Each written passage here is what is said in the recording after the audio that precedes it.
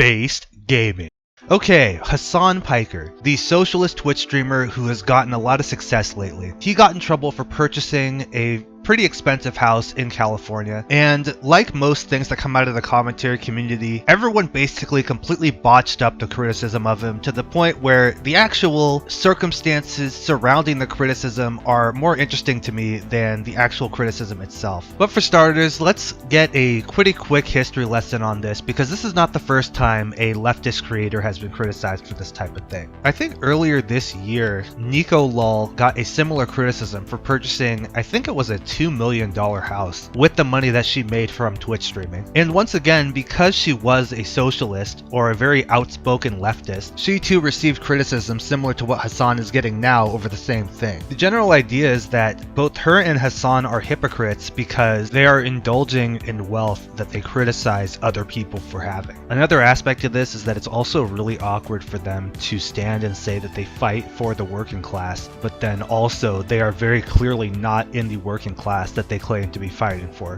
And to be honest, at face value, it kind of makes sense. Like, I can see why people would be frustrated with them or why they would make the accusation, but I feel like in practice, it is kind of a silly thing to say. Like, I think there are some huge aspects to this criticism of them that kind of misses the bigger point in a sense. Like, both of them are pretty adamant about introducing socialism into the United States. And at least, I don't know about NicoLol, but I know for Hasan, he is a very big proponent of working within the system to introduce socialism over time. And the reality of having a position like that is that if you want to get anything done, you need to have some level of wealth. If you're choosing to adapt within this current system, you need to have the money to back it up. Because at the end of the day, politics is a big money game. Like, the reason why a lot of these larger corporations are even able to lobby policies that they want is because they have shit tons of money to funnel into politicians to do their bidding for them. So the fact that they're able to buy these very expensive homes, which are also in very expensive housing markets by the way, but we'll get into that in a second, is more or less actually a good thing for their audience if they believe in the cause that they're fighting for. Because it demonstrates that they are at least on a financial level where they are somewhat capable of possibly contributing toward moving their cause in a more meaningful way than just Twitch streaming. Because right now, all they can really do is try to influence the votes of a very small minority of people compared to the actual voting base in these elections. But it is something. It is some influence, and it is some way to use it in an effective way. And it's for these reasons that I feel like the criticism of them that they're buying very expensive houses is really, honestly, just a big flop in general. Like, it really just falls short of even saying anything meaningful about their current positions. All it amounts to are people being very confused about the housing market and just making wild accusations that they're not allowed to have money. It really sours the argument overall, and it really makes people who are actually trying to give meaningful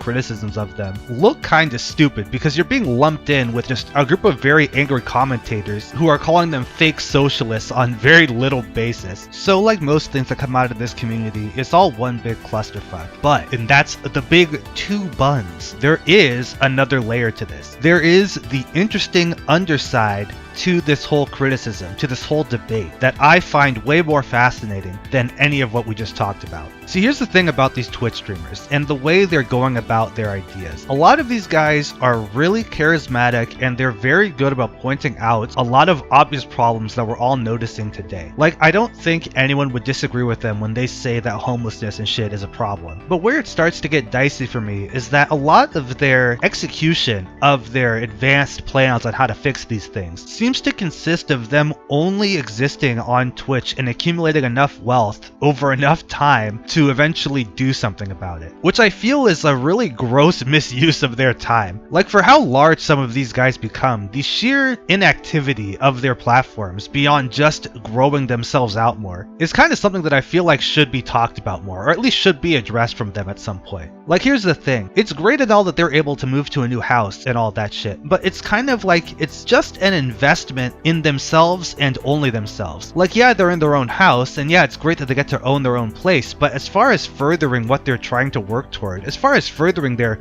political goals, they aren't really doing anything besides just shitting out a bunch of money to live in a new location to continue doing what they were already doing in their old location. In a sense, they're kind of resetting their progress, because money that could have been funneled into things that could have furthered their cause, that could have been funded into gatherings and shit like that, is being funneled into themselves. Now, there are obvious counters to this, like how I'm being a bit presumptuous with how they're supposed to be using their money, and that's fair, definitely. But the core idea that I want to get at with all of this, that I want to at least expose with these arguments, is this kind of question of, if they're so adamant about the country moving in a certain direction, if they're so interested and passionate about these changes happening, that they would go out and start campaigning for politicians, that they would try to influence the vote, why aren't they doing more than just sitting on Twitch streaming? We already know it's possible. We already know that people on the internet are able to mobilize and make change. Like Destiny, of all people, was in a situation where he had people coming out to a fan meetup in Georgia and actually doing door-to-door campaigning. Now, that's very small in the grand scheme of things, but it's something. It's sort of a proof of concept that you can get people to mobilize with your platforms. And the way these leftist Twitch streamers are doing it, where they kind of use this like so he can see politics, is not effective in that regard. And it also supposes that we assume that they are going to do something with their money in the future at all. Like, the idea that they're going to introduce socialism in the long run is like, how long is the long run? Like, where is the end goal? When does it stop? Like, when can we expect them to do something? Like in that argument I mentioned earlier where I'm being presumptuous about how they're supposed to use their money. Like, how you can basically give that for as long as you want. Like, if Hasan is doing nothing new in the next 20 years besides doing the same streaming bit he's been doing now, then you can easily just make excuses like, oh, well, he just doesn't have the resources, or, oh, who are you to say what he does and doesn't do with his money? And in a sense, it would still be fair, but I also feel like it's fair for people who are following them for this sort of hope in the future, this sort of thing that they appear to be fighting for, that they've been trying to influence so many people to agree with them on, to have some expectations that they would maybe do something different, or at least something about it, besides just doing the same thing they've always been doing. Because right now, all they are just a bunch of glorified hype men that are giving money to the billionaires that they are trying to dethrone. And this sort of extends to another issue that I've had with online politics as a whole. A lot of it feels like a bunch of open discussions about problems, but no actual effort to mobilize and solve those problems. Like, there's no actual plan here, just very vague discussions about a quote-unquote plan that will come into fruition at an unknown date. And then to top it off, there are just a bunch of what feel like really fruitless debates with random people on the internet about really bizarre topics that don't feel like they're really going anywhere. Like, at least you can feel smart when you argue with some dipshit who's a Nazi on the internet. But I don't know how that epic gamer ponage of them really amounts to anything of value. I mean, it is entertaining, and maybe you can get some more people in your audience from that, but I mean, if you're arguing about a bunch of wild shit that doesn't feel like it has any correlation to reality, or maybe your position may not be as well thought out as you'd like it to be, but because of your brand, you have to appear like you're always right and you're very confident, you start running into these situations where maybe these debates where you're trying really hard to look good and bring people to your side aren't actually doing that